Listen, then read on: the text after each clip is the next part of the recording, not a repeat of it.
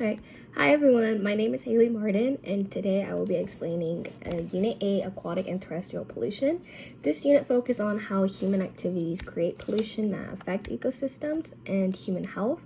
So we'll cover source of pollution, eutrophication, bioaccumulation, solid waste, sewage treatment, toxicity testing, and infectious diseases. So pollution can have physical, chemical, and biological impacts, and many pollutants directly and indirectly affect organisms, which includes humans. So let's start off with Unit 8.1. So pollution comes from two main sources, point and non-point source pollution. Point source pollution comes from a single identifiable location, like a discharge pipe or smokestack, while non-point solution is it's diffused. It comes from many places like agricultural runoff or urban stormwater. So non-point pollution is harder to regulate and is now one of the biggest contributors to water pollution in the United States. And here I have a picture of just some runoff coming from an agricultural farm. It's going into like a river, a body of water. It's like a pipe. It's just dispersing out all that nasty polluted water. So now let's go to Unit 8.2.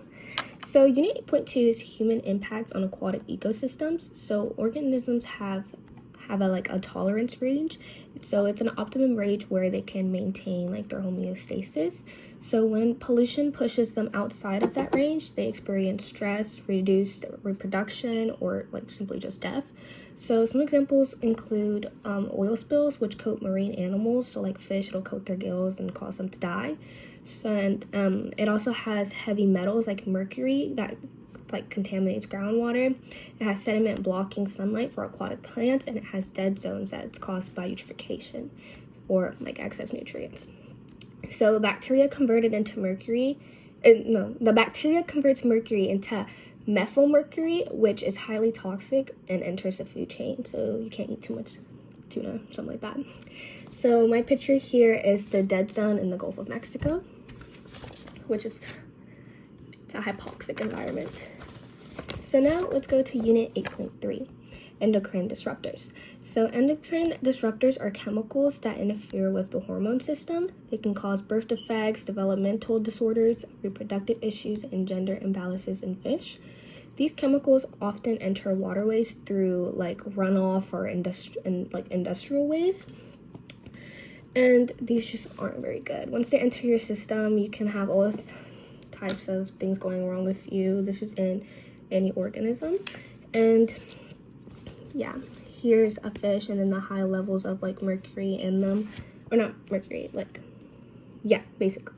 Not really mercury, but like the high levels of like birth defects in them from the endocrine disruptors.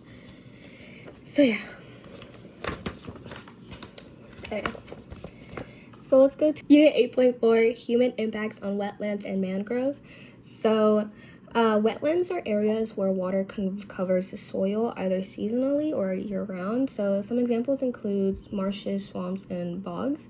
So mangroves are salt-tolerant trees that grow along tropical and subtropical coastlines.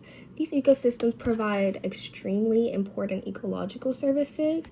So they act as natural water filters by trapping pollutants and sediments. They often provide protection by absorbing the excess water during storms, and they reduce coastal erosion. They also serve as nursery habitats for fish and shellfish, and they support high biodiversity. However, human activities threaten wetlands and mangroves in like several ways. So first is commercial development drains and fills wetlands to like build cities, roads, and like all types of infrastructure. And then second is dam construction, which changes the natural flow of water, which can dry out wetlands. And then third is going to be overfishing and destructive fishing practices, which damage the ecosystems. So when wetlands are destroyed, we lose the natural flood protection and water purification systems, which can increase flooding and water contamination. So because of this, wetlands are considered most valuable and productive ecosystems on Earth. Here is the photo that we have. It's like the undisturbed mangrove, and then what it looks like when it's disturbed, you can see like it's not very pretty. let's go to Unit 8.5, eutrophication. So eutrophication happens when water becomes enriched with nutrients like nitrogen and phosphorus, and this is going to cause algal blooms. So when the algae then dies, the bacteria is going to decompose them, but when doing so, it consumes a lot of dissolved oxygen, which is going to create hypoxic or dead zones, and that's going to lead to a lot of fish being killed or dying. So the main cause is agricultural runoff and wastewater discharge. And then here is my picture. You can see that there is a dead fish surrounded by algae because the environment became too hypoxic and they ended up dying and getting washed up. So now let's go to 8.6, thermal pollution. So thermal pollution occurs when heated water, usually from power plants, is released into rivers or lakes. Warm water is going to hold less dissolved oxygen than cold water. So lower oxygen stresses aquatic organisms and it's going to cause many fish to die. So this is when they use like cold water to cool down the plant machinery because it gets too hot, and then they just release it into the water, and it's going to cause like thermal shock for a lot of fish, which is why it causes them to die, and because of the dissolved oxygen, like the lower dissolved oxygen levels, of course. So this is my picture. You can see the power plant, it's discharging the water and it's creating like a spike in really hot water, and then it like cools out as you go, but any of the organisms around here are just going to be absolutely fried. Okay, so now let's go to 8.7, persistent organic pollutants, which is also known as POPs. So POPs are synthetic chemicals like DDT and PCBs, and they do not break down easily because they are fat soluble, so they also accumulate in organisms' tissues. And they can also travel long distance through wind and water before being like redeposited or breaking down, and that also goes along with the fact that they just don't break down easily. So they're like long-lasting carbon chemicals, and they're synthetic and they accumulate, and they're not very great, and they can travel thousands of miles from where they originally traveled at. And then because of the consumption rates, it causes bald eagle shells to thin, which is why I believe we have like some type of law to protect them now, because that's not very good, because it's not good. So now let's go to 8.8, bioaccumulation and biomagnification. So bioaccumulation is when toxins build up in one organism over time, and biomagnification is when toxin concentration increases at higher trophic levels in a food chain. So it's going to affect top predators like humans or like bald eagles more than it's going to affect like little like plants or like cattle. So yeah, like I said, top predators like humans are most affected, and mercury in tuna is a very common example. That's why it's not advised to eat lots of tuna in a day, and you should eat it over like a spread of time because of the high mercury levels in it, and it is bad for you. So my picture is some tuna cans with a mercury symbol to show that there's mercury in the tuna. Okay. So now for the next unit, it's going to be 8.9, solid waste disposal. So solid waste is any discarded material that is not liquid or gas. Most waste is placed in sanitary landfills, which is going to include bottom liners, a leachate collection system, a methane collection system, and a cap to seal it all off. So incineration is going to burn waste and reduce volume, but with that, it releases air pollutants like methane, which is going to increase global warming and isn't very good for us. And improper disposal has led to plastic pollution in oceans, which is not great.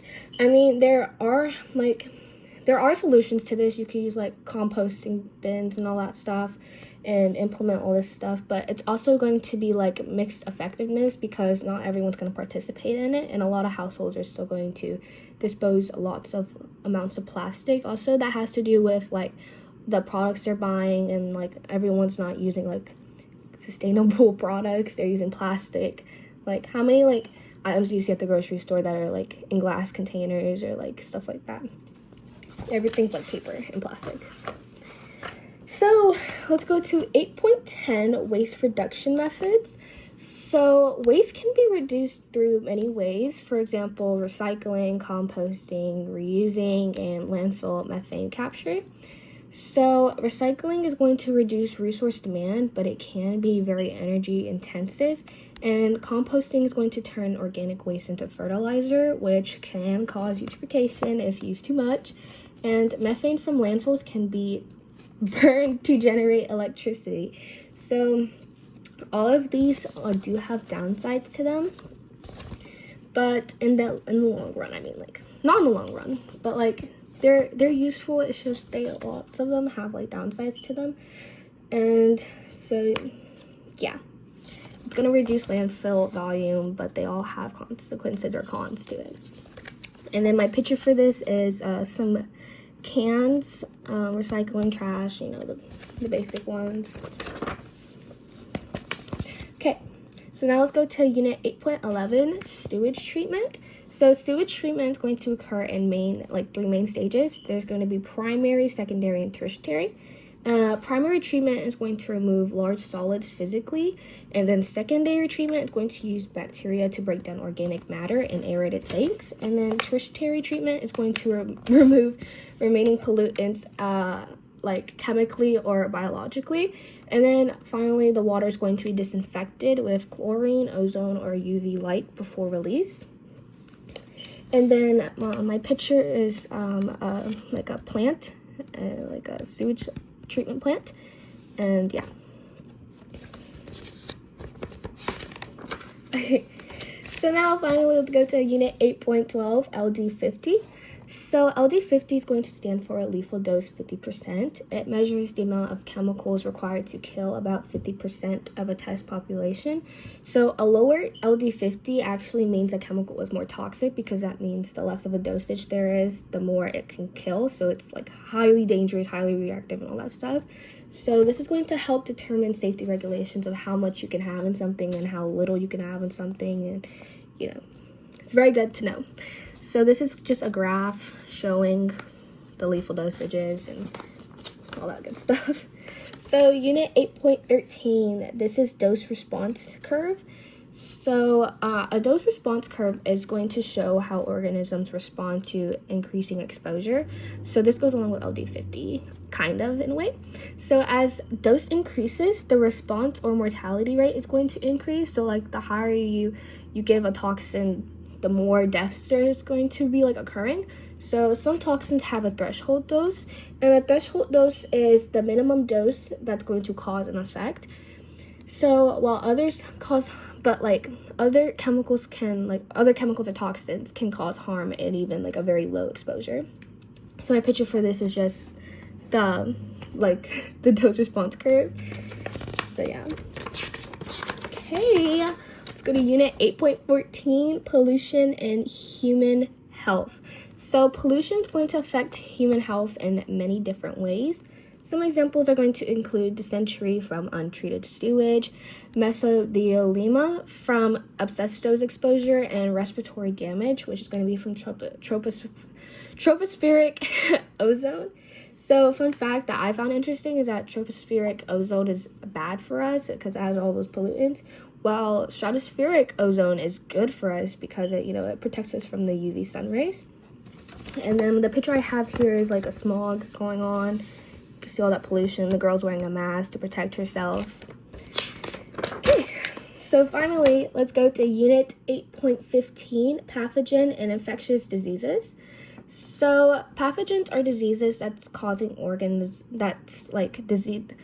are disease-causing organisms.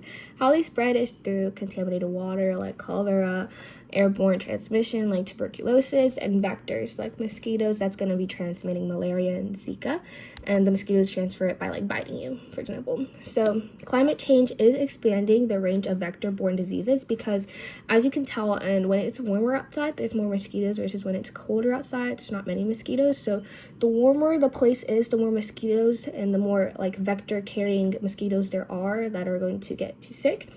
And also, poor sanitation and poverty do increase disease transmission. So if you're in like a less developed country and they tell you don't drink the water, girl, don't drink the water because it's for a reason. Your stomach isn't used to that. You shouldn't drink the water.